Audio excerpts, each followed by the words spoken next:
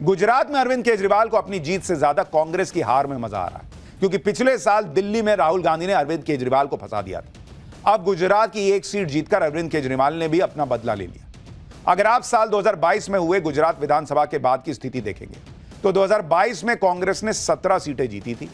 अब कांग्रेस के सिर्फ 12 विधायक रह गए, क्योंकि पिछले 30 महीने में कांग्रेस के हाथ से 5 विधायक ऑलरेडी फिसल चुके हैं। राज्य में इस दौरान कुल 7 सीटों पर उपचुनाव हुए। कांग्रेस एक सीट भी उपचुनाव में नहीं जीत पाई, जबकि नरेंद्र मोदी के गढ़ गुजरात के लिए पिछले साल राहुल गांधी लोकसभा में खड़े होकर गारंटी दे रहे थे कि गुजरात में तो मैं नरेंद्र मोदी को हरा दूंगा, लिख के रख लो। लिखने के लिए कह रहे थे कि लिख के रख लो, जैसे अयोध्या में हराया है वैसे गुजरात में नरेंद्र मोदी को हराएंगे। सुनिए राहुल गांधी गुजरात को लेकर कैसी बड़ी बड़ी बातें किया करते थे, और आज फिर वही नतीजा। लिख के रखते ना तो कागज फाड़ना पड़ जाता। तो आपको गुजरात में हराएंगे इस बार, आप लिख के ले लो, लिख के ले लो।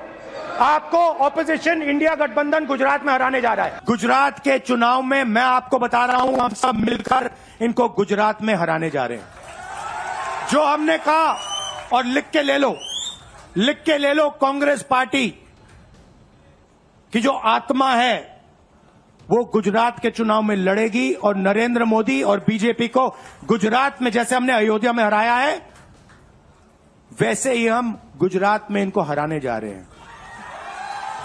कौन हराएगा? हमारे लीडर हराएंगे, हमारे बब्बर शेर टाइगर हराएंगे। राहुल गांधी कह रहे थे कि हमारे लीडर हराएंगे, बब्बर शेर टाइगर हराएंगे।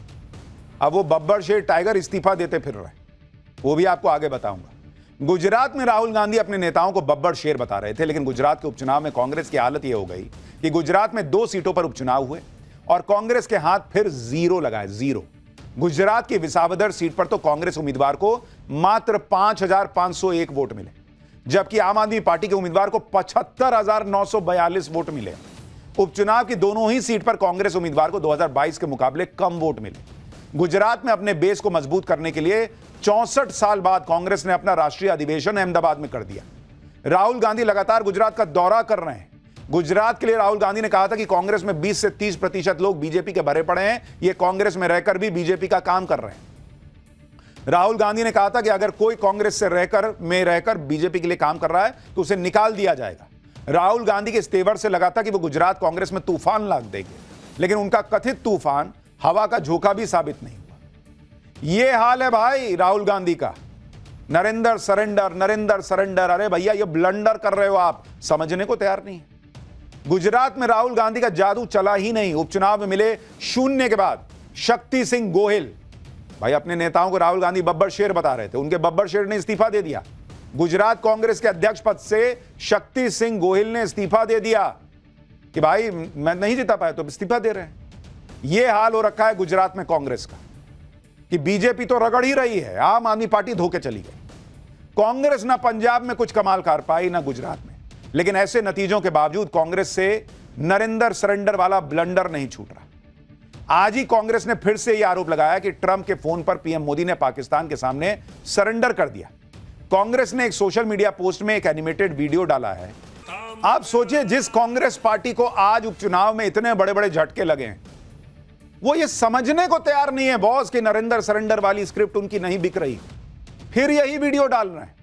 और नरेंद्र सरेंडर वाला ब्लंडर कांग्रेस को कितना भारी पड़ा, यह ऑपरेशन सिंदूर के बाद हुए उपचुनाव के नतीजे बता रहे हैं। जबकि ऑपरेशन सिंदूर के दौरान अरविंद केजरीवाल इन सब से दूर रहे, बहुत स्मार्टली खेले वो। अरविंद केजरीवाल इन चीजों से दूर रह के अपना काम करते रहे। और देखिए राहुल गांधी का टेप अटका था नरेंद्र सरेंडर पे, अरविंद केजरीवाल ने जो है वो पर्दे के पीछे खेल कर दिया। आप पंजाब की कहानी सुनिए, आज जैसे ही उपचुनाव के नतीजे आए वैसे ही आम आदमी पार्टी झूमने लगी। अरविंद केजरीवाल के कमबैक के पोस्टर सोशल मीडिया पर छा गए। जो अरविंद केजरीवाल कई दिनों से मीडिया से दूर थे, वो आज प्रेस कॉन्फ्रेंस करने आए। प्रेस कॉन्फ्रेंस में अरविंद केजरीवाल के चेहरे पर मंद मंद मुस्कान थी, उनकी बॉडी लैंग्वेज उनकी खुशी को जाहिर कर रही थी। और अरविंद केजरीवाल के लिए खुश होने का मौका भी है, क्योंकि दिल्ली में हार के बाद पंजाब में अंदरूनी लड़ाई की बातें थी और भगवंत मान सरकार के गिर जाने के दावे कर रही थी कांग्रेस पार्टी। दिल्ली की हार से पार्टी में निराशा छा गई थी। अरविंद केजरीवाल भी सुर्खियों से दूर हो गए थे। केजरीवाल ने चुपचाप अपना पूरा जोर लुधियाना वेस्ट की उपचुनाव के पर लगा रखा था। यह सिर्फ एक सीट का चुनाव नहीं था, बल्कि अरविंद केजरीवाल की साख का टेस्ट भी था। भगवंत मान सरकार के कामकाज का टेस्ट भी था। अरविंद केजरीवाल और आम आदमी पार्टी के शीर्ष नेतृत्व ने लुधियाना वेस्ट में ही डेरा डाल दिया था। इस सीट को जीतने के लिए अरविंद केजरीवाल ने प्रचार के दौरान वादा भी कर दिया था कि वो उम्मीदवार संजीव अरोड़ा को कैबिनेट मंत्री तक बना देंगे। इस सीट पर चुनाव की रणनीति भी अरविंद केजरीवाल ने ही तय की थी। राज्यसभा सदस्य संजीव अरोड़ा को उम्मीदवार बनाया गया था। इसलिए अगर आम आदमी पार्टी ये सीट हार जाती तो पंजाब में भगवंत मान सरकार की मुश्किल बढ़ जाती। अरविंद केजरीवाल की रणनीति पर सवाल उठते। पंजाब में 2027 में विधानसभा चुनाव है, उससे पहले इस जीत ने केजरीवाल को और भगवंत मान सरकार को बड़ा बूस्ट दे दिया। इसलिए पंजाब की जीत पर अरविंद केजरीवाल गदगद है। कह रहे हैं कि 2027 में तो तूफान आएगा। सुनिए लुधियाना वेस्ट की सीट पंजाब में उपचुनाव में जीतने के बाद केजरीवाल क्या कह रहे हैं। ये एक बहुत बड़ा संकेत इस बात का है कि पंजाब में हमारी सरकार है। इसका मतलब पंजाब के अंदर लोग हमारी सरकार के काम से बहुत खुश हैं। कई लोग ये कह रहे हैं कि ये सेमीफाइनल है 2027 का, तो हम सोच सकते हैं कि अगर ये सेमीफाइनल है 2027 का और 2022 आंधी थी, तो 2027 तो तूफान आने वाला है। केजरीवाल कह रहे हैं कि पंजाब का सेमीफाइनल हो गया और वो आम आदमी पार्टी ने जीत लिया। लेकिन सवाल है कि कांग्रेस कहां है? राहुल गांधी को समझ क्यों नहीं आ रहा? नरेंद्र सरेंडर नहीं चल रहा। वो पंजाब जहां कांग्रेस पार्टी दावा कर रही थी कि भाई केजरीवाल और भगवंत मान तो गए, खत्म मामला है, वहां भी उपचुनाव नहीं जीत पाई कांग्रेस पार्टी। पंजाब में कांग्रेस और बीजेपी लंबे टाइम से यही कह रहे हैं कि अरविंद केजरीवाल राज्यसभा जाएंगे। इसी वजह से उन्होंने राज्यसभा सदस्य संजीव अरोड़ा को लुधियाना के चुनाव में उतारा। अब जब संजीव अरोड़ा जीत गए तो राज्यसभा की सीट खाली हो गई और अरविंद केजरीवाल के राज्यसभा जाने का रास्ता साफ होगा। लेकिन आज जब अरविंद केजरीवाल से इस पर सवाल किया गया तो उन्होंने साफ इनकार कर दिया। केजरीवाल ने कहा कि वो राज्यसभा नहीं जाने वाले हैं। एक बार वो भी सुनिए, फिर पंजाब में नतीजे क्या कह रहे हैं वो बताता हूं। राज्यसभा से कौन जाएगा ये पॉलिटिकल अफेयर्स कमेटी तय करेगी हमारी, लेकिन मैं नहीं जा रहा, केजरीवाल नहीं जा रहा। आपने तो मेरे को कई बार भेज दिया अभी तक। मैं राज्यसभा में नहीं जा रहा, लेकिन कौन जाएगा ये पॉलिटिकल अफेयर्स कमेटी तय करेगी। Thank you.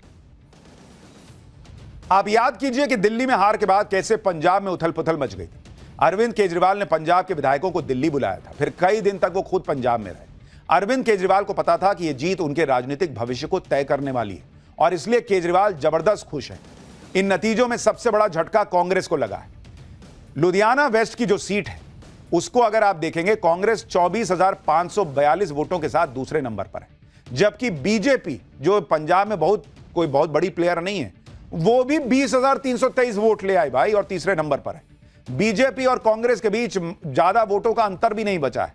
इस सीट पर बीजेपी ने नए चेहरे को उतारा था। अकाली दल से ज्यादा वोट बीजेपी को आए। कांग्रेस ने अपने पूर्व मंत्री भारत भूषण आशु को मैदान में उतारा था। भारत भूषण आशु 2 बार इस सीट से विधायक रह चुके हैं। बावजूद इसके बीजेपी के वोट कांग्रेस के ऑलमोस्ट करीब है। लुधियाना लोकसभा सीट भी अभी कांग्रेस के पास है। प्रदेश अध्यक्ष राजा वंडिंग यहां से सांसद है। ऐसा भी आरोप है कि इस सीट पर कांग्रेस की गुटबाजी भारी पड़ गई और इसलिए कांग्रेस ये सीट हार गई।